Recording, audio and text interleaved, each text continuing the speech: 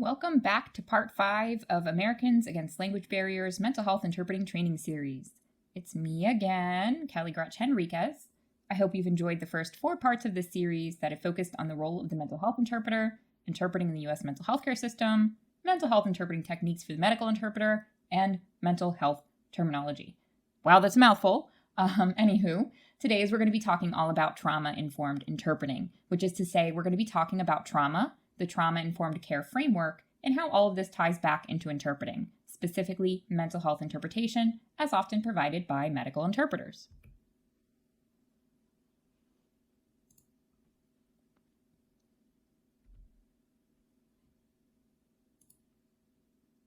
So just to make sure we are all working from the same definition here, let's talk about what trauma is. So of course, as many of us are medical interpreters, we've probably heard a lot about physical trauma, like head trauma, blunt force trauma, trauma to the whatever area of the body, etc. But of course, we're talking about mental health. So what we're going to be talking about is less physical and more emotional and psychological.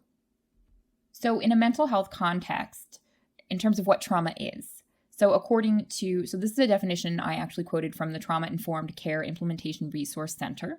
So trauma is an emotional response resulting from exposure to an incident or series of events that are emotionally disturbing or life-threatening, with lasting adverse effects on the individual's functioning and mental, physical, social, emotional, and or spiritual well-being. So sometimes you will hear these incidents or series of events that kind of spur that emotional response. This is often referred to as a traumatic event or traumatic events, though colloquially, English speakers will often use these terms interchangeably with trauma. So it's important to note that trauma is the emotional response spurring from exposure to a traumatic event or traumatic events, but you will often hear English speakers refer to trauma as the actual traumatic event as it occurred. So here's some examples of some traumatic events. So we have a serious accident or illness, assault, so this can be physical assault, this can be sexual assault, abuse and neglect, war or combat experience, acts of terrorism, being witness to acts of terrorism, living through an act of terrorism, natural disasters, gang violence, family separation, incarceration or detainment, death of a loved one, extreme poverty, torture, persecution. So this can be religious persecution, political persecution, a number of different possibilities there. Deportation. So this can be deportation of the self, experiencing deportation, or deportation of a loved one, and discrimination. So trauma can be classified in all sorts of different ways. So remember, trauma is the response to those traumatic events. So broadly speaking, the 3 main categories you're likely to hear are based on the frequency and severity of the traumatic event, the precipitating event or events. So you may hear acute. So this will be a single tremendously impactful traumatic event, such as the serious accident example given in the previous slide.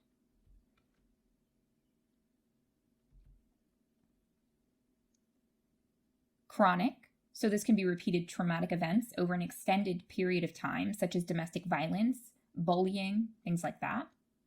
Trauma can also be complex. So this is like chronic trauma in that it's sustained, but it often involves a variety of traumatic experiences. And those experiences typically take place in the context of an interpersonal relationship, such as one with a parent or caregiver. Sustained childhood abuse or neglect by a parent is the most classic example of what would be considered complex trauma. Trauma can also be direct or indirect. So direct just means that the traumatic event or events was experienced by the person with the trauma. For instance, the trauma that someone has as a result of being the victim of a violent crime. Indirect trauma would be the trauma that witnesses of that violent crime might carry with them. And trauma doesn't just occur in individuals. Let's go with the example of COVID-19. Being hospitalized from COVID-19 might be an example of an individual trauma for the person who is hospitalized. An example of a group trauma might be the trauma experienced by the ICU team at your local hospital during the most recent COVID surge. Community trauma would be the collective trauma experienced on a community level as a result of the pandemic. For instance, a community reeling from the loss of a prominent community member, losing their life to COVID would be considered a community trauma. And lastly, mass trauma. This is a trauma on a much larger scale. It's sometimes also referred to as collective trauma. Many prominent experts consider the COVID-19 pandemic to be a mass trauma event. It's not uncommon for people who have experienced traumatic events to say things like, "I didn't see it coming." Of course, in those instances, it would be considered unexpected trauma. But there are certainly instances where trauma isn't unexpected. For instance, if someone's family member has a terminal illness, the traumatic event of their death may not very well be unexpected. Whether a trauma is isolated or pervasive has to deal with how deeply intertwined that trauma is in their day-to-day life. This doesn't have to do so much with the nature of the trauma, as much as it does the individual's response to it and their triggers, or trauma-related cues. For instance, soldiers returning home from war.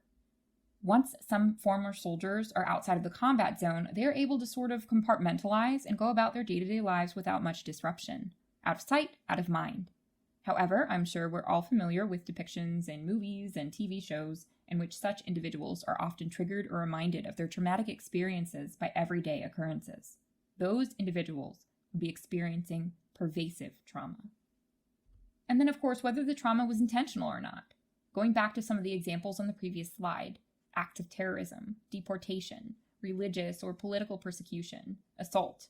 These are all examples of intentional trauma, whereas getting into a serious car accident as a result of a driver having a seizure, that would be an unintentional trauma. Two commonly confused terms are trauma and stress. Trauma is harmful. It results in distress, whereas stress isn't always harmful. We all know someone who performs well under stress. Additionally, not everyone experiences trauma, whereas everyone experiences stress. Heck, even amoebas experience stress. We'll get more into that in a sec. Whether or not something is trauma is based on someone's perception of the precipitating event or experience. What might be traumatic for one person might not be traumatic for another, such as the death of a loved one. But kind of like I said about amoebas, stress is a reaction or a response to stimuli. Those stimuli that cause stress are stressors. Now, what might be stressful for one person might not be as stressful to another, but generally speaking, stress is pressure. How we respond to it is another matter. We also have positive stress and negative stress. Positive stress is known as eustress, whereas negative stress is known as distress. Wait a second, positive stress? What? Well, I gave the example earlier of someone performing well under pressure. Another cause of this positive stress response could be something like running a marathon, for instance. Yes, your body is placed under stress, but the net result is positive.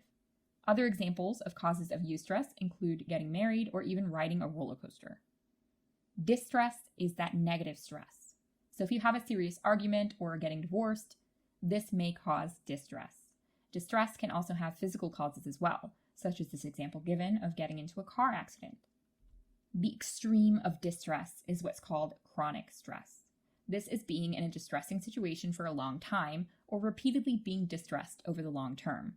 Chronic stress can be caused by things such as living with a chronic illness, living in poverty, having a very demanding job that causes you distress, or even being in an abusive relationship. Many things in this distress category, including chronic stress, can result in trauma, but whether or not this happens varies on an individual basis. If we look at our distress examples, being in a car accident can result in trauma, but again, it depends on the person. We all perceive things differently, and those things affect us differently as a result. Even in our chronic stress example, we mentioned being in an abusive relationship, and depending upon the person in the situation, this may or may not result in trauma. So when we think about trauma and stress, knowing what we know now, trauma always results in stress, but stress doesn't always result in trauma. Trauma is trauma is trauma, whereas stress is an umbrella category that includes both positive and negative stress. But how does trauma manifest? What are some common ways in which people who have experienced trauma may react or respond? And I'm not just talking about in the moment the trauma occurs, but over time following trauma. First up, we have emotional. So we may see things like dysregulation. Dysregulation is difficulty regulating or controlling emotions, such as anger, sadness, shame, or feeling overwhelmed by emotions. Then there's numbing. We can have emotional numbing, feeling too little emotion or a limited range of emotions. There are also physical responses to trauma. Somatization. We talked about somatization disorders in the mental health terminology section of this series. So somatization is mental or emotional distress expressed as physical symptoms, and it's very common for children who've experienced trauma to complain about their tummy hurting.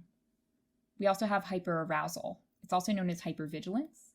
So if you think about that fight or flight response we discussed in part 4, but your body always is on high alert, and it's more likely to go from 0 to 60 at the drop of a hat. Hyperarousal is a state of increased responsiveness to stimuli or sensory input. Then there's also sleeping disturbances. We also have cognitive responses to trauma. Some of these cognitive responses to trauma can include misinterpreting things. So the term used for this is technically cognitive errors, but the example given is a person freaking out at being in an overturned canoe in 8 inches of water. Although they're not realistically in any danger, the person had nearly drowned a few years earlier, so they're reacting to the situation resembling their traumatic experience. Guilt. Guilt would be taking responsibility for what happened. It's like victim blaming, except you're blaming yourself, or even having survivor's guilt. Another common cognitive response to trauma is having intrusive thoughts without warning, and having thoughts or memories of the trauma just popping up in your mind. And the extreme version of this is having flashbacks. It's also not uncommon for survivors of trauma to report feeling different. Dissociation is another response to trauma, a cognitive response. It's this kind of state of being disconnected. So most of us have experienced this when we do something automatically, but we don't remember, such as when I wake up in the morning but don't remember making myself coffee. Yet here I find myself drinking coffee. Signs of dissociation, though, may include having a kind of glazed over look in the eyes, being silent for a long period of time, having what's called a flat affect or an expressionless face, a monotonous voice, and responding in ways that don't match the current situation. They're just disconnected. They're dissociating from the current situation at hand. Behavioral responses to trauma. One that I mention often is learned helplessness. It's characterized by a kind of, why should I even try? Why bother? Mentality. Learned helplessness is when people fail to take action because they feel like, what's the point? I don't have any control over it anyways. Avoidance, another behavioral response to trauma. Avoiding things that resemble the traumatic experience that occurred, or just avoiding people in general. Self-harm. So these can include people cutting themselves, burning themselves, things along those lines, or just generally self-destructive behavior. Social responses to trauma. So I found really the best way to describe these social responses to trauma are just quotes. Things that people who've experienced trauma often say to others or say to themselves. They might say, I'm a burden, or no one understands, or even, I can't trust anyone. These are not uncommon things to hear from trauma survivors. And I didn't include another category here, but it is a category of responses to trauma, and that's developmental responses to trauma. So different age groups will respond differently to trauma. And I did mention this previously, that children, it's very, very common for children to report those kind of tummy aches, oh, my stomach hurts, as a common response to trauma. So we can't talk about trauma unless we talk about re-traumatization. This is something that we really need to keep in mind.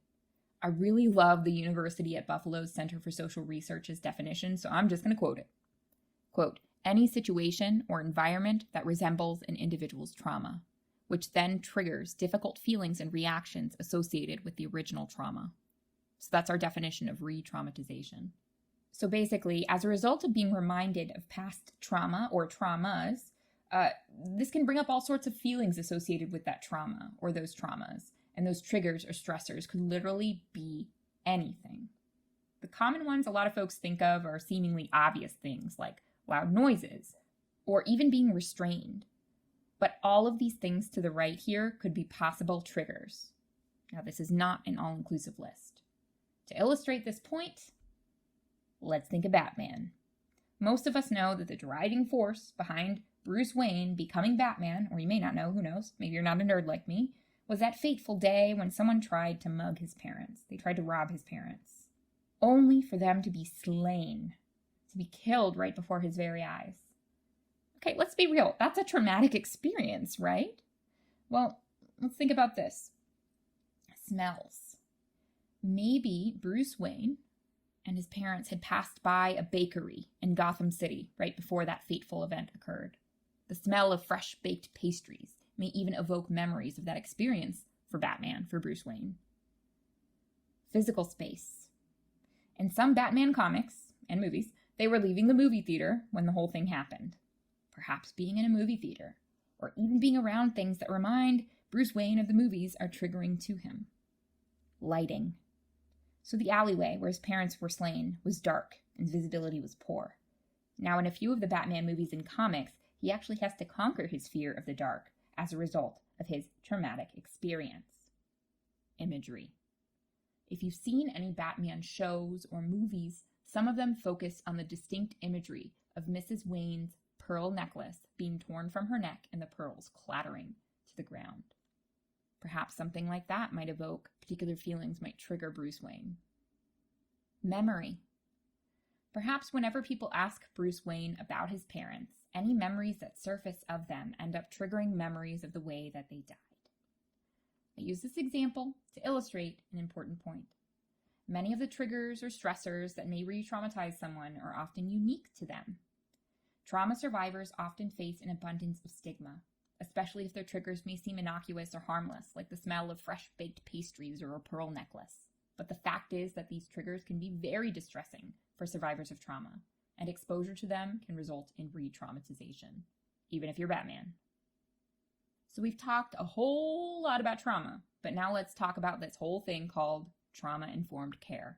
The University at Buffalo Center for Social Research defines trauma-informed care as, and I quote, an approach in the human service field that assumes that an individual is more likely than not to have a history of trauma.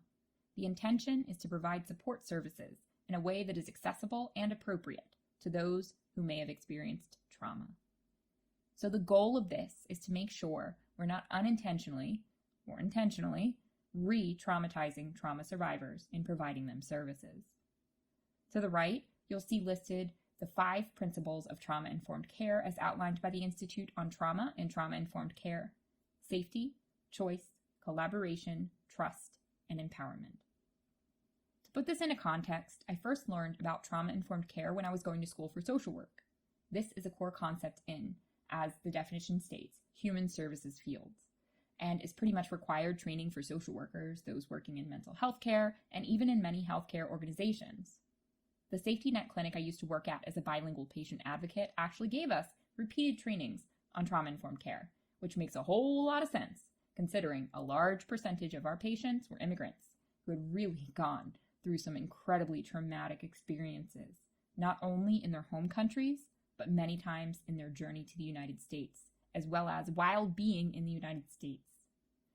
We were also what would be considered an integrated care practice, meaning we provided not just physical health care, but also mental health care as well, all under the same roof. That being said, applying these principles of trauma-informed care is not strictly limited to mental health settings, as we can and will encounter individuals with a history of trauma anywhere we interpret. And when I say anywhere, I mean anywhere. Just a brief aside, there are different conceptualizations of the principles of trauma-informed care. Just as medical interpreters have 3 different codes of ethics in the United States that have slightly different takes on the ethical principles for medical and healthcare interpreters, so too are there slight differences in how you may see the trauma-informed care principles laid out. The principles we'll be predominantly using in this lecture, and the source that I pulled them from, are the ITTIC principles from the Institute on Trauma and Trauma-Informed Care at the Buffalo Center for Social Research at the University of Buffalo. Another mouthful. However, the Substance Abuse and Mental Health Services Administration has their 6 key principles of trauma-informed care that are slightly different. So you can see here that we have safety. Trustworthiness has become trustworthiness and transparency. We have the added principle of peer support.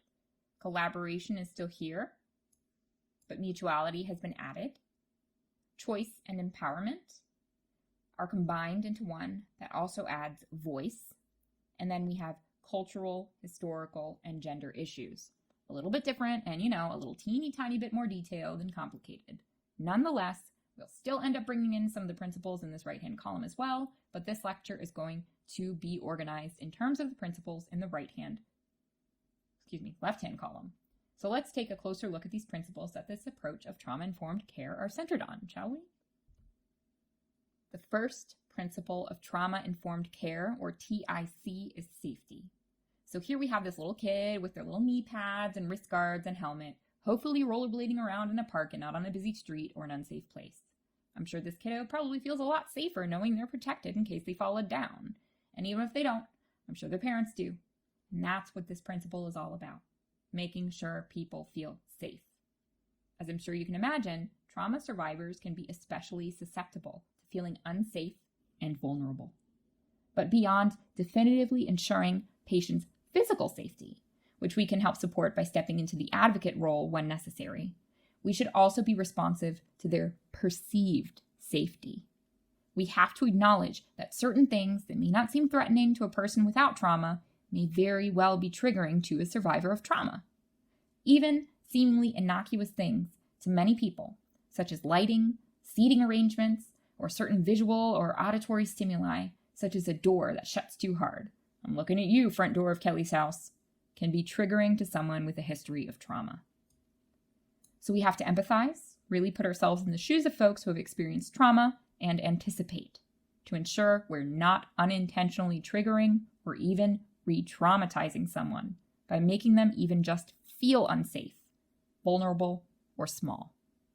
Whether we like to admit it or not, even if we're trying to be the least intrusive interpreter who sort of fades into the background, just by being there in the room with the patient and the provider, whether in person or via phone or video, our presence has an impact, namely in these 4 areas: positioning, body language, interjections, and tone.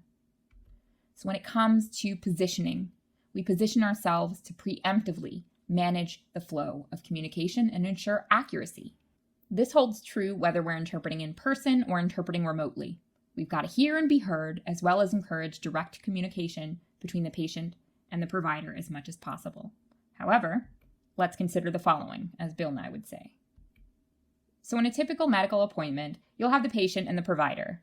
Typically, when I'm interpreting in person for an adult patient, a lot of this goes out the window for younger kids though, I stand or sit, depending upon the length of the appointment, behind and slightly beside the patient. This is to discourage the patient from talking to me, so it's a way of encouraging direct communication.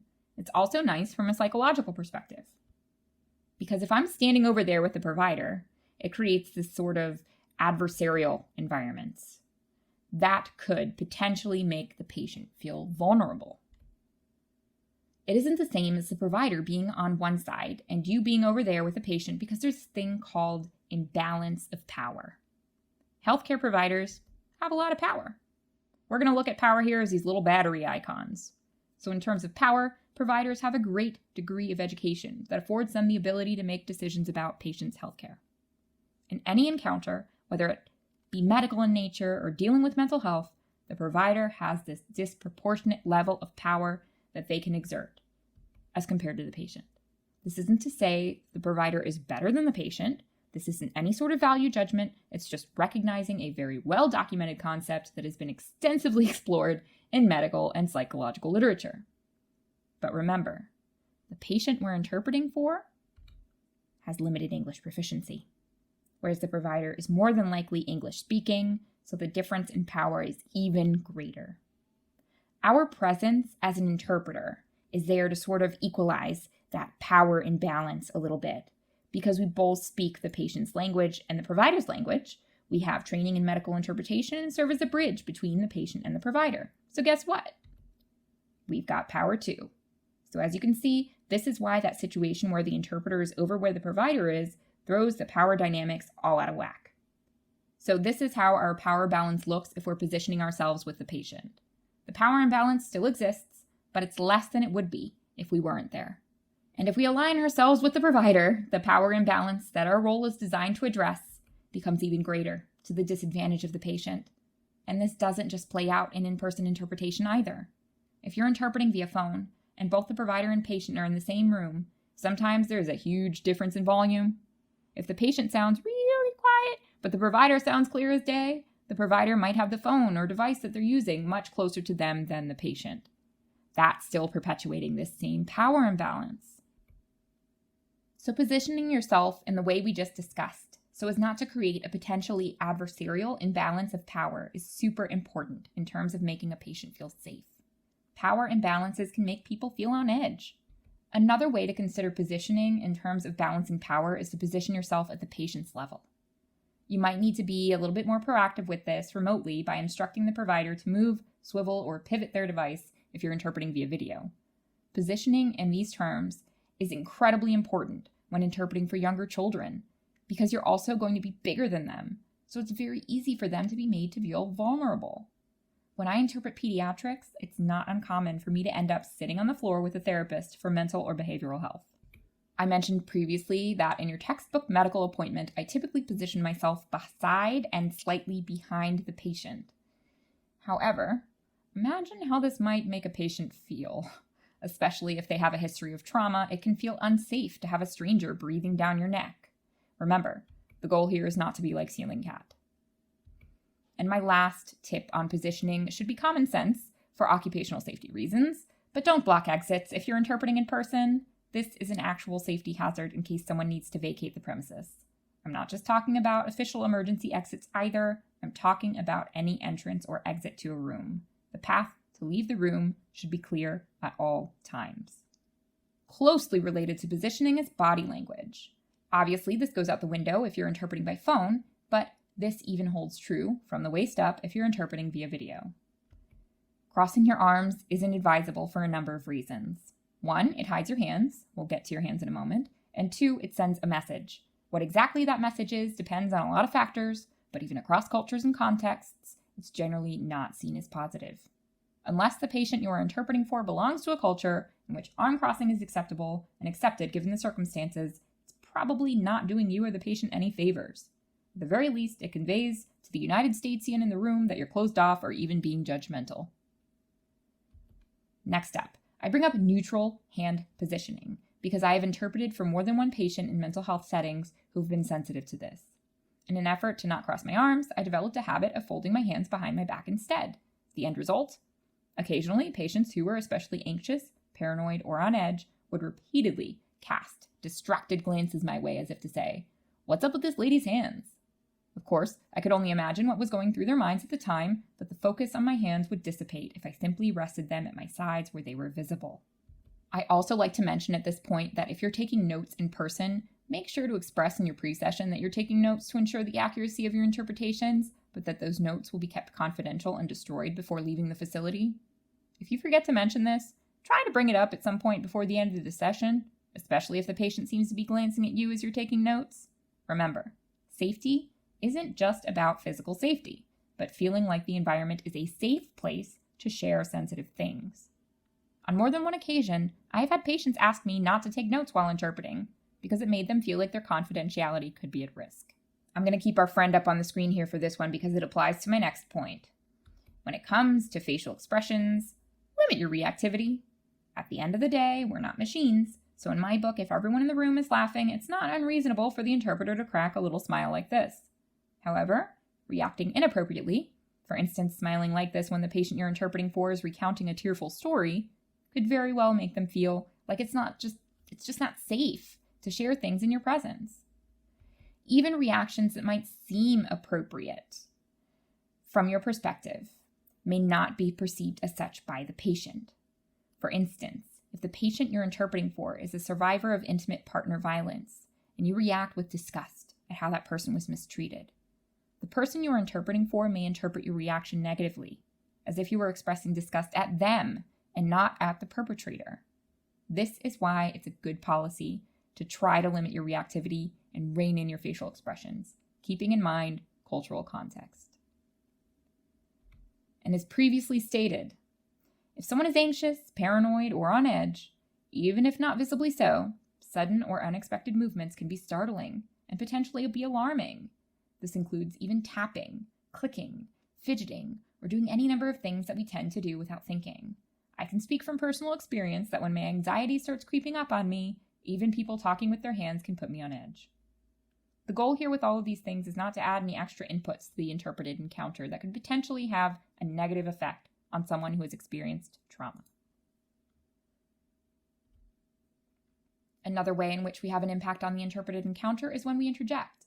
There are tons of reasons why we might interject, but the way that we do it can have an impact on the patient's perception of safety. Always, always, always make sure the volume of your verbal interjections is appropriate. Yelling or raising your voice is rarely, if ever, appropriate. I can think of very few instances where I've had to interject in this way, and most of those instances have occurred with screaming or crying children present to inform the parties that I just can't hear. If it's very, very quiet and you need to interject, consider a very soft tone of voice, because suddenly speaking in a normal or raised tone could be startling. In part 1 of this series, we talked about exercising caution when utilizing touch as a way to interject. I mentioned that some reasons for this include history of sexual assault, abuse, torture, or even that a patient might just be sensitive or aversive to touch. Verbal interjections and interjecting with visual cues are always preferred to touch, and if for whatever reason those means of interjecting don't work with a patient, if you're considering perhaps a gentle touch on the shoulder as a reminder to stop to allow for interpretation, or something along those lines, always be transparent and ask permission from all parties before engaging in this type of interjection. The mental health care provider may not even allow it. I also briefly talk about the interjection, everything will be interpreted, in the first part of this series. The best way to prevent needing to even interject in this way is to include it in your pre-session. I actually like to say everything I can hear will be interpreted to be as clear-cut as possible. But if you're a practicing interpreter, you know even the most well-thought-out pre-session can be brushed off or forgotten by patients and providers alike. It's really important to put ourselves in the shoes of the patient. How might they feel if a provider says something but you don't interpret it? How might they feel if you interject but aren't transparent about what you said in a language they can't understand? It might make them feel uneasy, on edge, and in the case of patients with a history of trauma, those feelings can be magnified. This is why, in a mental health setting, I feel as if I'm more inclined to interject to remind the provider I must interpret everything. And if the provider keeps doing it, I keep interjecting and being transparent about those interjections to the patient, as long as I'm not creating an adversarial dynamic with the provider that can make the patient feel unsafe in a different way. When it comes to reminding patients that I have to interpret everything, I really try to weigh the pros and cons when I have my trauma-informed care hat on, because interpreting something they said that they don't want to be disclosed to the provider, it might make them feel vulnerable or attacked. However, there are certain required disclosures, like if a patient expresses that they'd like to harm themselves or someone else, and this is directly in keeping with the principle of safety. I, of course, gently explain to the patient that I have to interpret what they said in these scenarios. We're going to talk a little bit more about repetitions and clarifications later. And yes, believe it or not, tone can have an impact on a patient's perception of safety. You always want to match the provider and patient's tone. That means not changing or adding to someone's tone of voice when you're interpreting what they said. A lot of times mental health care providers will pick up on a patient's demeanor and try to offer up a tone of voice that will be helpful in that situation. For instance, if a patient appears to be apprehensive or nervous, a provider might take on a soft, gentle tone of voice to make them feel more at ease. Be receptive to volume as well. While this is way easier in person, it's certainly something that you can become adept at, replicating via phone or video. If a provider is speaking at a low volume, there may be a reason for that. Now, if you can't hear them, you obviously want to manage that appropriately. If anyone expresses that they can't hear you, address that too. But if someone is yelling or raising their voice, there is no real benefit to you matching that volume in most cases. If a patient is yelling at a provider, you yelling may very well escalate the situation or startle them into reacting more intensely. If a provider is raising their voice at a patient, the patient will likely get the picture that they're yelling without you having to yell as well. Additionally, having two people yelling at you is far more intimidating than having just one person yelling at you. Some trainings, not just for interpreters, but also for mental health professionals, have touted the psychology of color as something to consider when being trauma-informed. For instance, the walls of your waiting room should be blue because the color blue inspires trust and promotes tranquility. Avoid wearing red or other warm colors because it makes you seem more threatening. Is there any validity to these claims, or is it all just bunk science? While there are magazines, podcasts, and even books on what's called trauma-informed design, there's no real consensus on what exactly this is, at least not yet, and the few case studies that exist on this mainly focus on elements of design and not color per se, and the way these things can, for instance, make homeless shelters more welcoming and less triggering. In terms of color specifically, a lot of the research that is commonly cited as a fact is based on bunk science. However, there is a little bit of evidence showing that wearing red might make people perceive you as more aggressive or dominant, that viewing red increases caution and avoidance while undermining performance and challenging cognitive tasks. There is also a body of research across many different areas of study that point towards red being more attention-grabbing, and, we're supposed to kind of fade into the background anyway as interpreters. Additionally, some research shows that company logos, store designs, and websites featuring the color blue are seen as more trustworthy. By no means am I saying that if you wear blue to an interpreting assignment, people are automatically going to feel more comfortable with you, especially absent any of the other strategies we talk about in this course. I'm also not saying that if you wear red, people are going to perceive you as inherently more threatening, like some trainings might have you blindly believe. All I'm saying is that there is some research that exists that might point towards the color of your clothing potentially having an impact on how patients perceive you. Taking this into account certainly couldn't hurt, but this also shouldn't by any means be the main takeaway from this training. And we also have cultural implications of the meaning of different colors to consider as well. So now we're on to the second principle of TIC, or trauma-informed care, which is choice. It's not uncommon for trauma survivors to report feelings of helplessness or feelings of loss of control. There's this great publication available online entitled Trauma-Informed Care in Behavioral Health Services by SAM-HSA, and Chapter 1, they share a case illustration of a patient they call Mina. Mina's dad had a heart attack as he was driving her to visit a cousin. He drove off the road and she administered CPR to him while calling 911. When the paramedics arrived, she rode with them to the hospital, where he was pronounced dead not too long after arriving.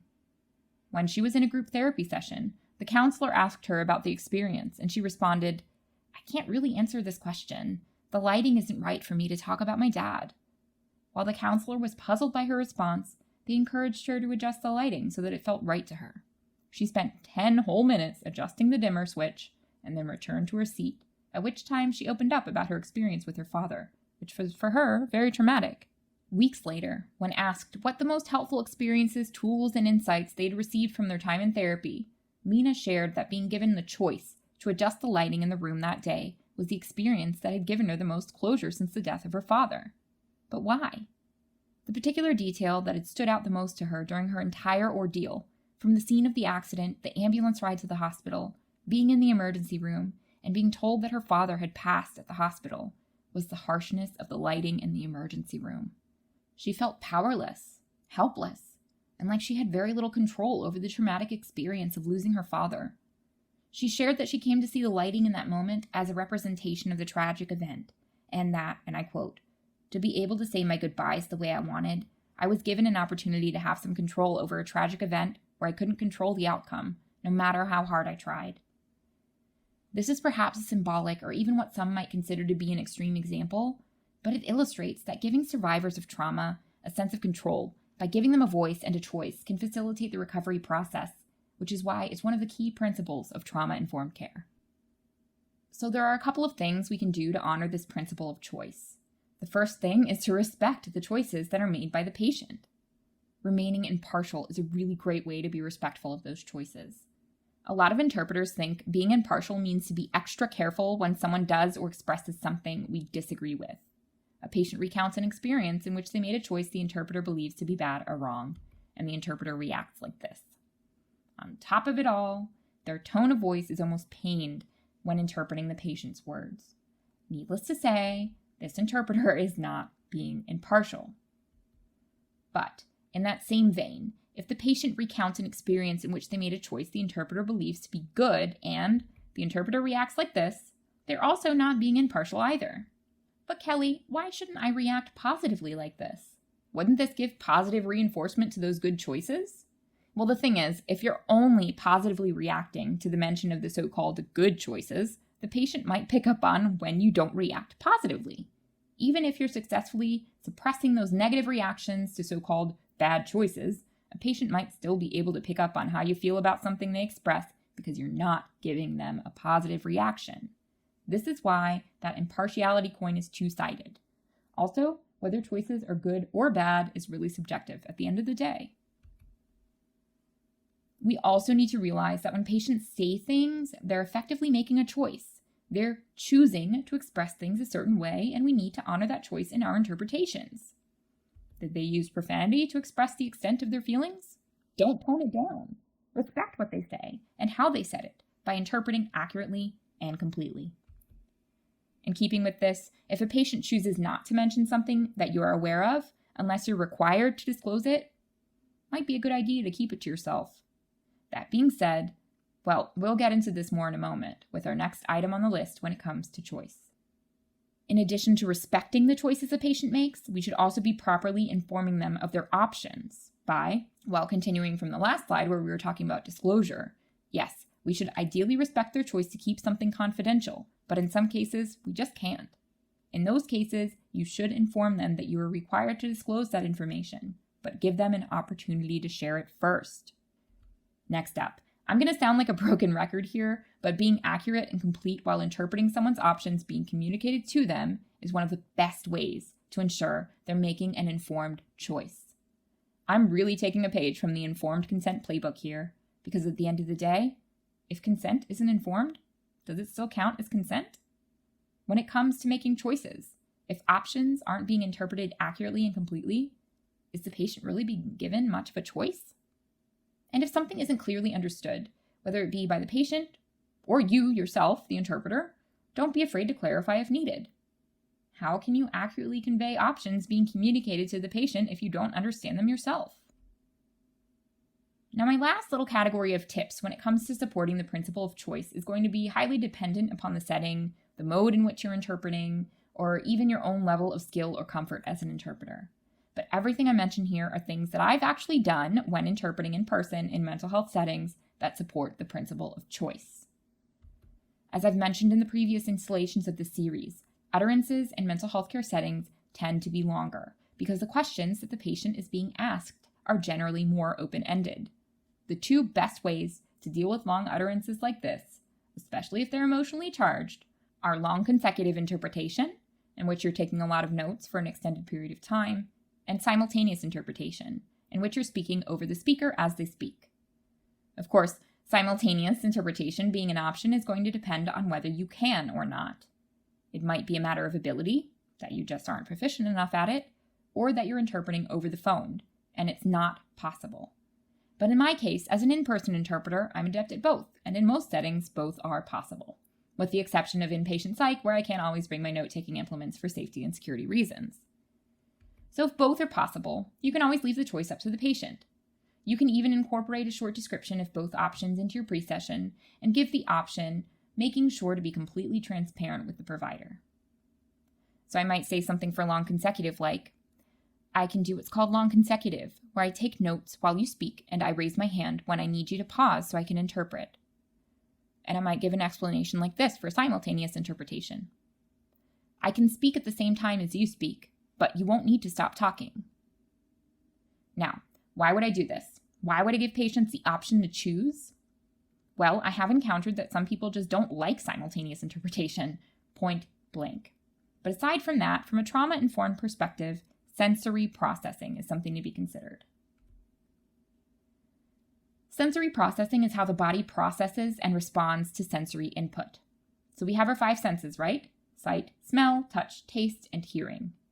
In this explanation, let's think of our brain as a computer and all the sensory input or stimuli that we interact with as data from our 5 senses. So at any given time, our brain computer is receiving all this sensory data.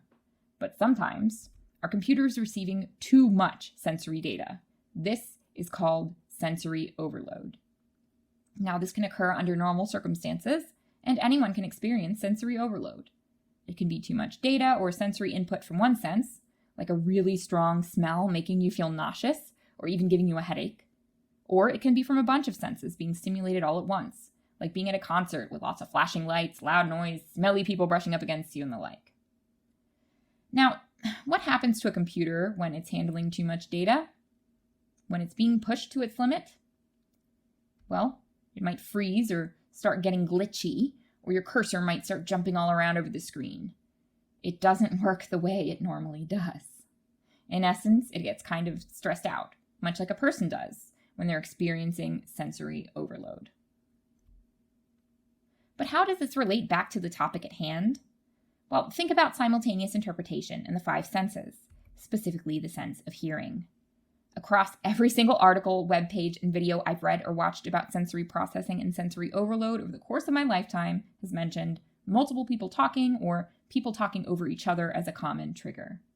What is simultaneous interpretation if not people talking over each other? And I've seen sensory overload happen during simultaneous. Some people just shut down, get frustrated, or even get irritable. And most patients I've worked with who have issues with simultaneous interpretation know they have an issue with it when you explain it to them. But that isn't even bringing in the concept of trauma and how it can affect sensory processing. If you remember our previous slide on common responses to trauma, hyperarousal is the second item on the list. I briefly explained this as a state of increased responsiveness to stimuli or sensory input. So not only can simultaneous be a trigger for sensory overload in people without a history of trauma or other underlying conditions, it can be magnified in people with trauma. Their threshold for sensory overload may be lowered because of hyperarousal, and this predisposition toward sensory overload can be seen in other conditions too, like ADHD, autism, generalized anxiety disorder, and more. So yes, I do like to offer the option of long consecutive as an alternative to simultaneous interpretation in a lot of cases, especially in mental health settings. I don't want to inadvertently make someone experience sensory overload or feel overwhelmed because of the way I'm interpreting. And even better, I can honor the TIC principle of choice while preemptively mitigating this potential issue. That was a bit of an intense detour, but an important one that I feel doesn't really get acknowledged or discussed. Next up, returning back to our tips for the TIC principle of choice. If applicable and appropriate, giving options for how you can position yourself. Of course, this is most applicable to in-person interpreting, but can also be applied to remote interpreting modes as well. In some instances, based on the layout of the room, my only option may be to sit next to the patient. However, I always ask the patient before sitting next to them or close to them, whether it be in a crowded waiting room or a therapist's office, if I may sit next to them. It's a simple gesture, but it's respectful and in keeping with the principle of choice. Lastly, asking about preferences for interjections is a good way to incorporate the principle of choice. This is actually helpful in multiple ways, because many patients know themselves enough to be able to tell you, listen, I know I'm not going to respond if you raise your hand to stop me. I'm just not going to stop talking. We got to do something else. Now, if you offer options and they go, I don't know, or what should I do? You can default back to your best judgment in the situation, saying something along the lines of, it's all right, you don't have to choose. I can raise my hand if I need a chance to interpret, as long as that's okay with you, ma'am. You, of course, want to always be transparent with these interactions, as well as use your proper third-person interjections while doing this. Finally, our next principle of trauma-informed care, collaboration. Making decisions with the individual and sharing power. We've actually talked in depth about how to collaborate with patients by offering them choices, where we might otherwise automatically make decisions based on what we think is best. But the patient is only one part of the equation. Remember, it's you, the patient, and the provider, at least. It gets trickier when you're interpreting for a group therapy session and you have a whole bunch of people that you're interpreting for in a mental health setting, but regardless, teamwork makes the dream work, as my former coworker / former boss / good friend used to say. One of my favorite things when I interpret is when the patient, provider, and I are working in perfect harmony. Things are just flowing nicely and organically. But how do we get there? One thing we can do is what we've already been doing thus far, things that serve the same common interest. I guarantee you that mental health care provider you're interpreting for has had training on trauma-informed care. By just being aware of the principles of TIC in your practice as an interpreter, you're on the same page as the provider. When you start engaging in actions that are in keeping with the principles of TIC, you're providing solid proof to both the patient and the provider that you all have the same common interest at heart, the mental health and well-being of the patient. When someone knows you have the same goals, that opens the door for opportunities to collaborate even more towards that goal. You also don't want to leave anyone out, which is why it's important to be completely transparent. When you have an aside with either the patient or the provider about something, whether it be to clarify something or even if you've just been given a random compliment on your outfit, interpret it. A lot of times, these end up being rapport-building exercises in my experience. The patient uses a word you didn't know. You ask for a clarification. Then you interpret not only the original utterance, but also your request for clarification. Sometimes I may very briefly describe the source of the confusion, such as the time a patient used the term mense to refer to Facebook Messenger. From that point onward, the provider actually used the term mense to refer to Facebook Messenger when talking about how the patient communicated with their support network. It actually spurred an entire conversation between the provider and the patient who, despite their cultural differences being a recurring theme across sessions, were able to connect over their mutual usage and understanding of social media, the internet, and memes. In some cases, explaining the whys can be a good way to be collaborative. Sometimes providers and patients alike get frustrated with interpreters for being rigid with the way they perform their job. However, a way to remedy this can be to explain the why behind something. I'm not saying that you shouldn't do the thing. I'm just saying that when you do the thing, if you do the thing, maybe explaining the why behind it might be helpful. The key is to do this succinctly, pointedly, and politely. For instance, the provider tells you not to interpret something. You respond, "The interpreter must interpret everything accurately and completely." Okay, but why? They don't know. They might not know. So in some instances, I've said something along the lines of, "The interpreter must interpret everything she hears to give a patient with limited English proficiency as similar of an experience as an English-speaking patient."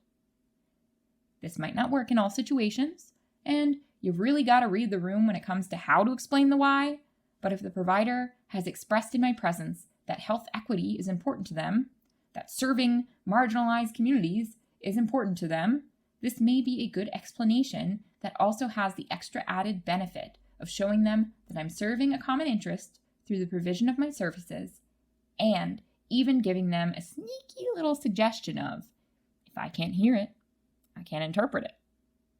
When you explain the whys, you can reduce friction and help everyone to see you're all on the same page, paving the way for further collaboration. But something else we need to keep in mind in terms of collaboration is staying within the boundaries of our role. You gotta stay in your lane. By no means am I saying as an interpreter, you need to effectively abandon the interpreting codes of ethics and standards of practice in favor of the principles of trauma-informed care. I'm simply reminding you here to strike a delicate balance between the principles of trauma-informed care and your role as an interpreter. By no means am I telling you to step into the shoes of a mental health care provider and take over. The big overarching message in this course is that you can incorporate some principles of trauma-informed care within the boundaries of our role as a medical interpreter. Speaking of which, our next principle of trauma-informed care falls nice and neatly in line with a lot of the ethics and standards of practice for medical interpreters. Trustworthiness. It's not uncommon for survivors of trauma, as mentioned in our responses to trauma slide, to say things like, "I don't trust anyone." Heck, because people with trauma often have issues with emotional regulation or unpredictable emotions, not to mention sometimes being unsure of what might trigger them, it's not even uncommon for trauma survivors to feel like they can't trust themselves. Imagine that. Especially if trauma is the result of someone else's malice or neglect, it can be incredibly difficult to trust people. So any small mistake or slip-up on our part that might make us, the interpreter, seem untrustworthy is only magnified in the trauma survivor's eyes. We've got to be worthy of trust, and that means providing clarity and consistency, as well as exercising appropriate interpersonal boundaries. Now, have we not touched on all of this trust stuff already in some way, shape, or form? Clarity, consistency, interpersonal boundaries? Well, the nerd in me wanted to do this little exercise to illustrate a point, so we're just going to go ahead and do it. So here we have on the left our different aspects of trustworthiness. On the right, the NCIHC's ethical principles for medical interpreters. I want to show you how being a professional interpreter who follows the medical interpreting codes of ethics can actually uphold the principle of trustworthiness. So first up, let's talk about clarity. So clarity and confidentiality. It's important to make it be abundantly clear, letting it be known that everything will be kept confidential, and making it clear when something must be disclosed. Accuracy. We gotta make it completely clear through accurate interpretation exactly what is being said at all times. Switching to the clarifier role if necessary is a good idea. If necessary, only if necessary, to ensure accurate interpretation. Impartiality and clarity. We really shouldn't be distorting the message with our own thoughts, opinions, or beliefs. Might not even come out in the words that we're saying, but sometimes we can cast doubt on what we're saying by the way that we're expressing things with our facial expressions, our reactions. We need to be careful about this. When it comes to role boundaries and clarity, we really need to make it clear the limitations of our role as a medical interpreter. Cultural awareness and clarity. When we clear up cultural misunderstandings as they arise, if necessary and appropriate, we can make sure that things are more clear.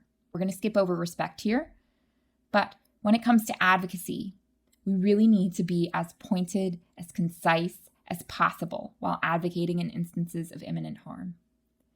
In some cases, when we advocate, when there's imminent harm at play, we don't have time to switch to those third-person interjections. We might not have time to say, this is the interpreter speaking. We might just have to come right out and say it as quickly as we can. Being concise in these situations can, in some instances, save lives. Professional development. Listen, you gotta make sure you have the vocabulary in both languages to render the clearest and most direct interpretation for an utterance. If you're not engaging in professional development, a lot of times what happens is you're not very clear in your interpretations. You explain things in a very roundabout way when there's a far more direct and clear and concise way to explain those things. And when it comes to professionalism, we really need to be clear and transparent when it comes to our skill limitations during assignments. Listen, if you find yourself interpreting for a mental health assignment for the very first time and you've never interpreted for a mental health assignment before, you had no idea that you were going to interpret for a mental health assignment, and you're struggling, let it be known. Let them know, hey, listen, this is the interpreter speaking. I've never interpreted for a mental health assignment before. Please bear with me. Okay, letting it be known is helpful because then the provider can also be more clear with you, more direct with you, more direct in their explanations of things to facilitate quality, clear interpretation. So we've talked about clarity. Now we're going to talk about consistency. Our ethical principles, the ones we're going to be talking about here, will be slightly different. So the first one is impartiality. When it comes to consistency, when we're impartial, we need to be consistent. Being consistent and being impartial, they share a lot in common. We can't be all buddy-buddy with the provider. We can't be all buddy-buddy with the patient. We can't be all buddy-buddy with one and professional with the other and impartial with the other. No, that's not being impartial. It's also not being consistent. You have to make sure that you're not choosing sides. We also have to be consistent with the boundaries of our role. We should not be, and this comes directly from the NCIHC standards of practice, we should not be creating expectations that the interpreter role just cannot fulfill. We need to ensure consistent interpretation services, regardless of the interpreter interpreting. This is why we have the codes of ethics and standards of practice, to ensure consistency in the quality of service that we are providing to the patients we interpret for. Following these codes of ethics and standards of practice is super important, and it doesn't just reflect on you as an individual professional, it reflects on all of us because we're setting expectations. When it comes to respect, we need to be consistent with how we're being respectful. We need to respect everyone. from the patient to the provider, from the receptionist to the janitor. I don't care who it is. Everyone means everyone. Now, this last one's a doozy when it comes to professionalism. Professionalism and consistency. We need to act in a professional manner, regardless of the setting or for whom you're interpreting. You don't turn off your professionalism in certain instances and turn it back on in others. You must always be consistently professional. Additionally, you need to admit your errors as soon as they occur, as often as they occur. Let folks know when you make mistakes as soon as you become aware of it. It might seem silly. It might seem like you're throwing yourself under the bus, but at the end of the day, that consistency of the message is very important. We should also be advocating for working conditions that ensure consistent quality interpretation. You are not going to be consistent in your interpretations if you have been simultaneously interpreting for 2 hours. You're just not. If you've been interpreting consecutively for a long period of time and you feel like you're getting tired and you're slipping up, you're not being consistent. So advocating for those working conditions that ensure quality and consistent interpretation, that's part of the medical interpreting standards of practice. And it's part of the ethical principle of professionalism. So we've talked about consistency and clarity, and now we're going to talk about interpersonal boundaries. Gee, I wonder which ethical principle this one is closely related to. Interpersonal boundaries. Okay, well, role boundaries. This should be pretty obvious, right? Just make sure to stay within your role as a medical interpreter as previously discussed. You're not a therapist. You're not a psychologist. You're not a psychiatrist. You're not a receptionist. You're not a personal assistant. And you're not a friend. You're an interpreter. Be an interpreter. So by doing all of these things that we should already be doing, by being a professional interpreter that follows the medical interpreting codes of ethics, you show that you have integrity. You show that you are able to maintain appropriate boundaries, be consistent, and provide a level of clarity and transparency to the encounter, all of which can inspire a certain level of trust. And this trustworthiness doesn't just reflect on you. It extends to other interpreters as well. By inspiring trust in one interpreter, you are effectively raising the collective level of trust for all interpreters. Now, our fifth principle of trauma-informed care is empowerment. There are so many different definitions of empowerment. The root word here is power. The prefix M means to put into or to bring into a certain state. So at its most basic level, power, mint being a suffix that means the state or act of, means the state or act of being put into or brought into power. This power can be bestowed upon you, others can facilitate this coming into power, or you can do it yourself. We've actually already touched on this principle indirectly, twice. We talked previously about how the interpreter's presence is designed to equalize power imbalances. By positioning ourselves closer to the patient, we are, in essence, empowering them because we are loaning them a little bit of our power by proximity. We've also discussed choice, which, well, has a lot to do with empowerment. So by giving people choices, along with the information about those choices, kind of like a detailed menu, the hope is that they're able to make an informed decision. But sometimes people don't feel like they have the power to choose from the options they're given and can't make a decision. Sometimes this looks like throwing their hands up in the air and saying, I don't know, you tell me what to do. Sometimes they don't do anything. Sometimes they depend on other people to make those decisions or allow other people to make the decision to take action on the actionable thing. This is where empowerment comes in. Many times, empowerment can be a series of tools and strategies being given or taught to a person. For instance, a mental health care provider, instead of just telling a patient what their options are in a difficult situation, might also give them some guidance on how they can go about sorting through those choices. Empowerment can also come in the form of resources. Interpreters are actually an excellent resource to empower patients with limited English proficiency or who are deaf or hard of hearing to communicate effectively with a provider. So empowerment is like the little nudge behind choice. The ability for someone to make their own decisions is called autonomy, and this is actually part of the medical interpreting codes of ethics and standards of practice. The first of what I like to call the big three, which are the three major organizations that dictate the ethical principles and standards for the medical interpreting field in the U.S., is the NCIHC, or the National Council on Interpreting in Healthcare. In the NCIHC Code of Ethics, in the discussion following the ethical principle of respect, it states, 1. Patients have the right to decide what is best for them after having received appropriate and relevant information. Standard 13 of the NCIHC Code of Ethics also states that the interpreter promotes patient autonomy. See, I told you, there it is. It says the word autonomy. Now, the second one of the big three is CHIA, or the California Healthcare Interpreting Association. Even if you're not located in California, don't practice in California, don't interpret remotely for clients in California. Okay, I'm in Richmond, Virginia, and I'm here to tell you, CHIA's California standards for healthcare interpreters are still important and required knowledge for the two main medical interpretation certification exams. Full stop. It also offers us some really useful insight into this principle of autonomy and says, and I quote again, recognize that the concept of patient autonomy, including the process for patient-informed consent for the treatment valued by the healthcare system, may conflict with the worldview of many patients and their families from other cultural backgrounds, and to alert the provider or others that such conflicts exist. Okay, so let's look at that second part again. Part of respecting patient autonomy is, 1, recognizing that there are cultural differences when it comes to autonomy, and 2, alerting the provider that this conflict exists. So essentially, you need to acknowledge the patient's autonomy to not subscribe to the concept of autonomy.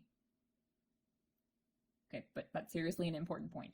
We need to, 1, be aware of cultural differences when it comes to the concept of autonomy, and 2, let providers know if a difference may exist without making blanket assumptions, and 3, respond appropriately to those differences. Let's look at what IMIA has to say about autonomy and their standards of practice, because I'm going to relate it back to what we just read from CHIA. IMIA is the International Medical Interpreters Association, and in their standards of practice, they state, respects and enhances each person's primary sphere of power or expertise, i.e., the patient as an expert on his or her own body with the ultimate decision-making power over it. So, a patient may very well not believe that they're the expert on their own body. I see this a lot in the population I interpret for in medical settings. I interpret many responses along the lines of, whatever you say, doctor. Whatever you think is best, doctor. Tell me what I should do, doctor. Now, as I mentioned in part 1 of this series, it can be difficult to pull apart culture from individual beliefs, conclusions drawn from experiences that someone's had, or even mental health disorders affecting mood, cognition, and behavior. Furthermore, knowing what we know about trauma, you may recall what I mentioned when discussing the concept of trustworthiness. It's not even uncommon for trauma survivors to feel like they can't trust themselves. Imagine feeling that way, that you can't trust yourself. Why would you think it was a good idea for you to be given the power to make your own decisions? You might think that it's just better off if someone else makes decisions about you. Now, there's no real surefire way to determine if a patient's reticence to make their own decisions is cultural or not. All we have to rely on is our cultural knowledge. So as always, we need to be cautious and exercise our best judgment in placing the blame on culture for a patient devaluing autonomy. We've covered all of the principles of trauma-informed care as laid out by the Institute on Trauma and Trauma-Informed Care at the Buffalo Center for Social Research. But as you may recall from a previous slide, there are different conceptualizations of the principles of trauma-informed care. In addition to ITTIC, the Substance Abuse and Mental Health Services Administration, or SAMHSA, has their 6 key principles of trauma-informed care that are slightly different. We've covered all of their principles, but I just want to call attention to their last principle, which touches closely on what we just talked about in terms of empowerment and autonomy through a cultural lens: cultural, historical, and gender issues. In keeping with the cultural broker role, also known as the cultural clarifier or cultural mediator role of the medical interpreter, we really need to make sure we are well versed on cultural and historical issues within the communities we interpret for, in addition to how gender intersects with these concepts. These factors are all important in contextualizing trauma. And sometimes, as the bridge between the cultural realities of patient and provider, you may find yourself in a position in which you are able to provide key information about the patient's culture or history that the provider simply does not know or understand. Trauma itself, and even specific types of trauma, are more common in certain populations. It's up to you to educate yourself about the population you interpret for, to be prepared to step into this role when necessary. This can be a huge responsibility, but it can potentially help ease the emotional labor of a trauma survivor. Whew! I know that was a little bit of a heavy note to end on there, but that's it for part 5, Trauma-Informed Interpreting. Next up in the Mental Health Interpretation series for medical interpreters, part 6, Interpreting for Patients with Substance Use Disorders. Individuals with substance use disorders are addicted to drugs or alcohol and may receive treatment in mental health care settings. Substance use disorders are prevalent, and as such, interpreters who render services in mental health care settings should be familiar with the ins and outs of substance use disorders, what treatment may look like, and even drug and alcohol-related slang. As always, stay tuned for the next part of this series.